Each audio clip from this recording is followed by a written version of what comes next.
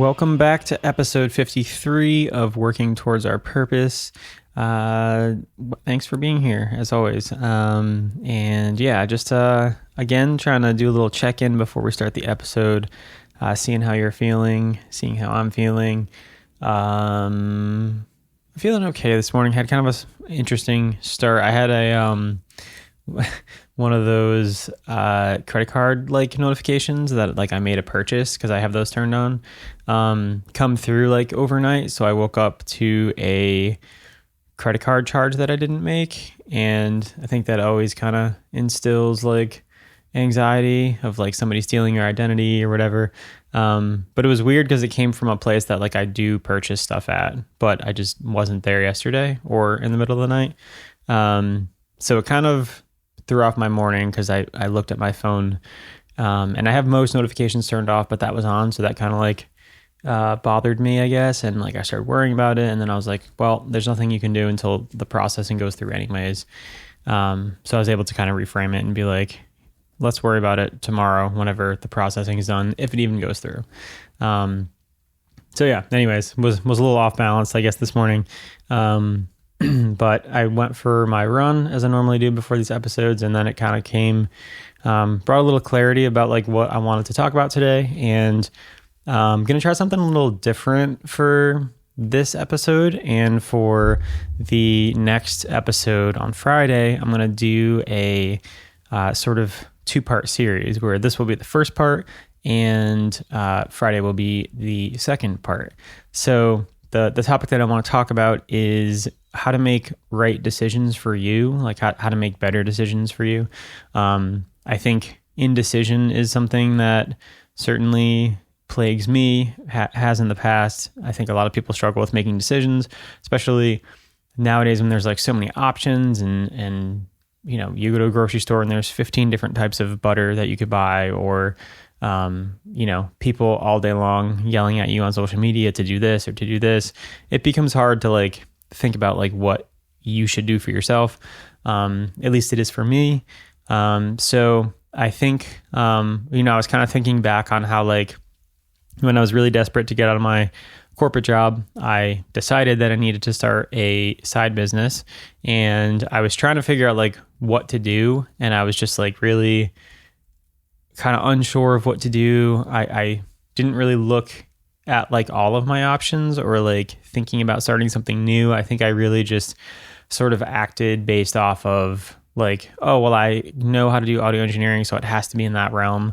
And then it has to be podcasting because that's, you know, easier than doing like full music production. So that was the side business that I started when I was still in my corporate job, you know, editing other people's podcasts.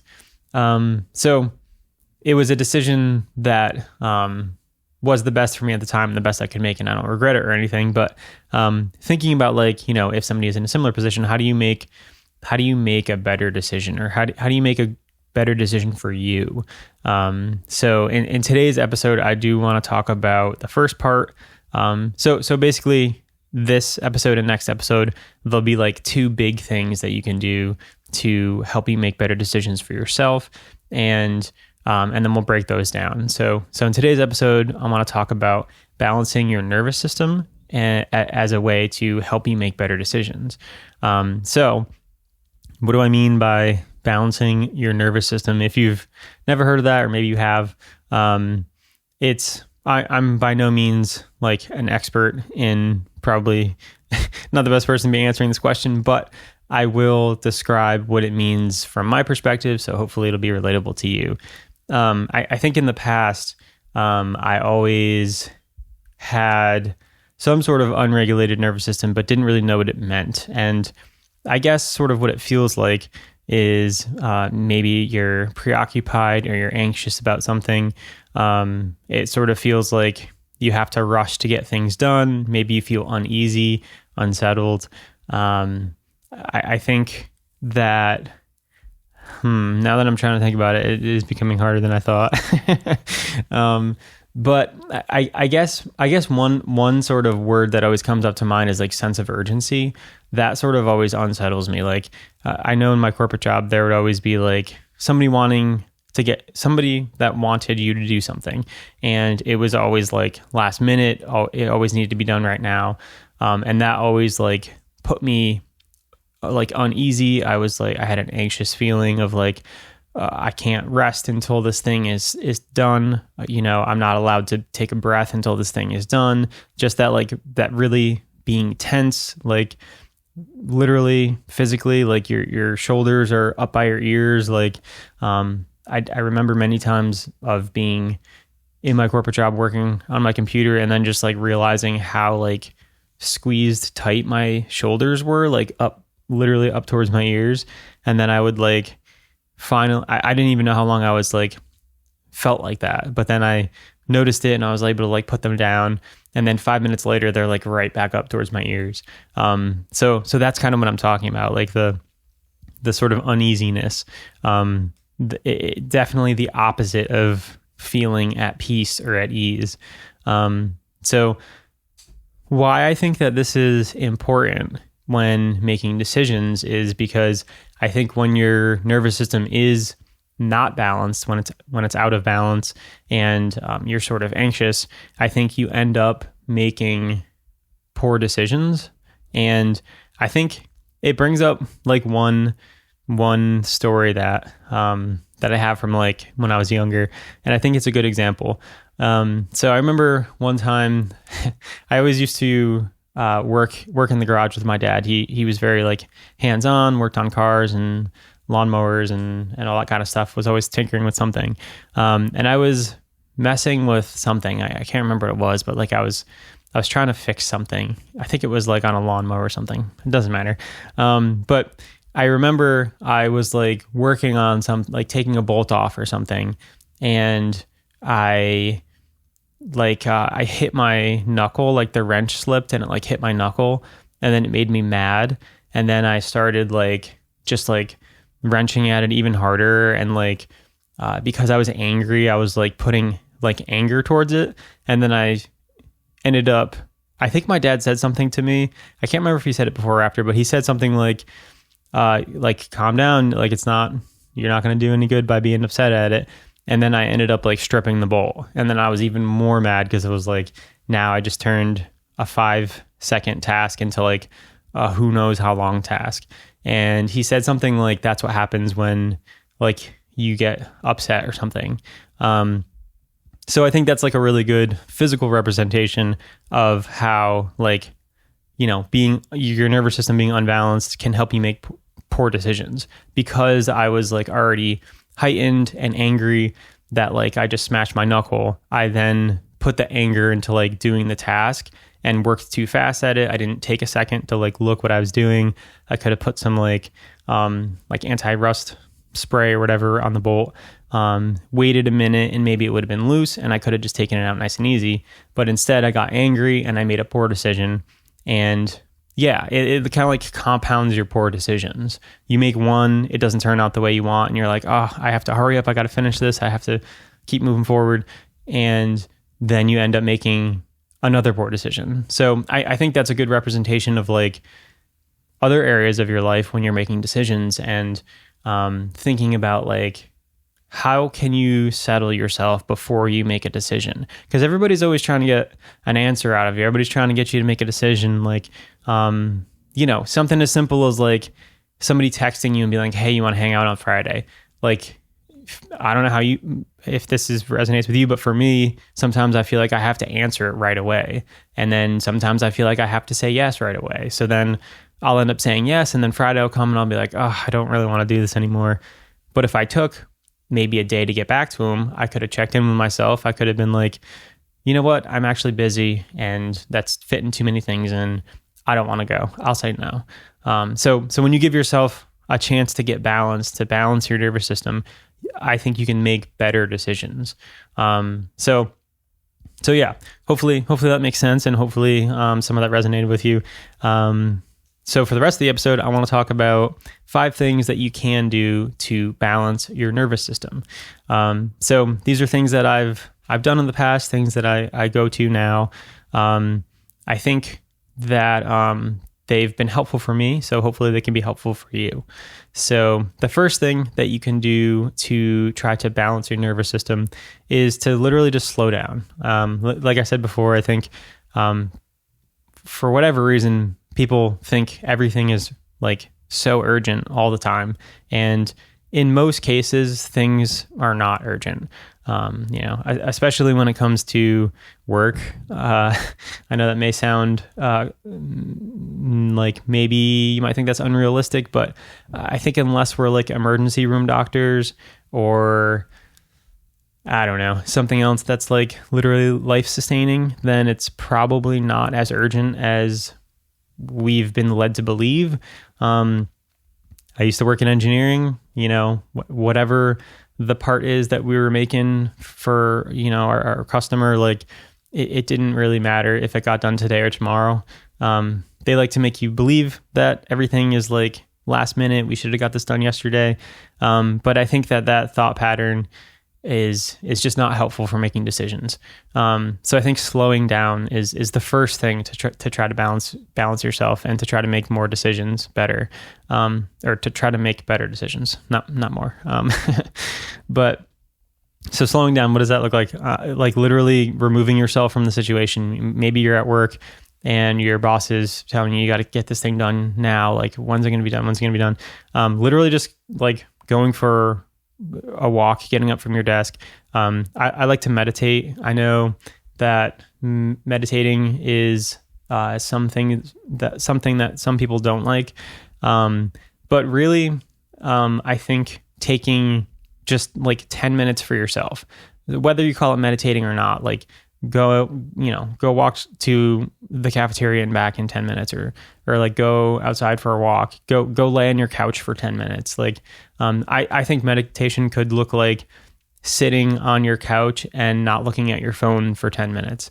And, whatever you may think about, just that's okay. But you're just kind of like stepping out of it for 10 minutes and then going back in. I think that can be really helpful, to sort of balance yourself, to help regulate your nervous system. And then along with that, the second thing would be to, again, it's very simple. These are all very simple things, but breathing. Taking 3 deep breaths can literally help balance your nervous system. You can feel it in your body. If you're in tune with how your body feels, it can feel so much different from just taking like 3 full deep breaths, holding it at the top, holding it at the bottom, just doing 3 deep breaths. It can really make a huge difference. So, slowing down, taking a deep breath. The third thing would be to just move, to exercise. I always say how helpful running is for me. I like this morning when waking up, I was already sort of, off balance because of this credit card charge that I didn't know where it came from. And in reality, I can't do anything about it right now. So, I went for a run and I let it pass, and I was like, okay, there's nothing I can really do about it right now. I'll just wait it out, see what happens. And, focus on other things, focus on getting the podcast recorded, focus on what I want to say. So exercise has always been really helpful for me, and you don't have to run. It could be a walk. It could be, anything really, biking. But something as simply as just walking can really help you. And there's something about like the forward momentum that like is really helpful for your brain, I think. So even just like going out for a little walk. The fourth thing would be community. And what I mean by that is like your friends, or even just putting yourself in public. Like a lot of times I find myself sort of starting to freak out about something, and usually I'm like alone by myself in my apartment. And I notice there's like nothing around me. There's no people around me. So sometimes like calling a friend, it kind of puts you back on like a normal plane. Like, you hear somebody else's voice and they're, not freaking out about something. And then you're like, okay, I'm okay. There's nothing urgent that's going on right now. Like I'm going to survive. Somebody can have a conversation with you and try to like help you problem solve maybe, or even just get your mind off of it. That's always really helpful. But even if you don't have somebody specifically to call, I've always found that literally just going out in public can help. I live in a more populated area, but like even if you don't, like, go to a coffee shop and there'll be people that you'll have to interact with, and that always kind of helps me get on a more level base with myself. Somebody just nodding to you or saying good morning or hello, it kind of like snaps you out of the cycle that you put yourself in. I've always noticed that like human interaction is very helpful. So that's the fourth step, is community, human interaction. And then the fifth step would be to go out in nature. And this is one that like always works for me, but it's the hardest one for me to actually go do. And I'm not quite sure why, but maybe because it requires some driving, but literally just going for like a hike can be a complete reset of my nervous system. I could be, really like down in the dumps about something. I could be really anxious about something, but going out in nature always helps me like come back to myself, to realize the bigger picture and be like, okay, it's one day, this thing that I'm kind of worried about or freaking out about isn't necessarily that important, or we can fix it. There's nothing that we can't really work on or fix or do better at. And going out for me, and I did read this somewhere too, that going by the water, like by the ocean, is really helpful for balancing your nervous system. I was trying to remember where I read it. It said something like, I think it was the tides of the ocean help to balance your nervous system just like by being around it. And I resonated with that because anytime I've always been by the water, it's helped me like sort of calm down and sort of feel more relaxed. And I think that being out in nature also does the same thing, but there's something special about like being by the ocean. And obviously we all can't be by the ocean, but I do fortunately live pretty close to the ocean. I can, I could run to it in a couple miles. And just like when I go for my morning run, I go by the ocean, and it is just looking out at it. I think it's like the vastness of it kind of makes you feel small and kind of makes you feel like, okay, all these problems that I'm thinking about, they're not really as big as nature is, as the universe is. And it kind of just has a way of like calming you down. And I think another thing that maybe if you're not by the water, looking out at the stars always does that for me too.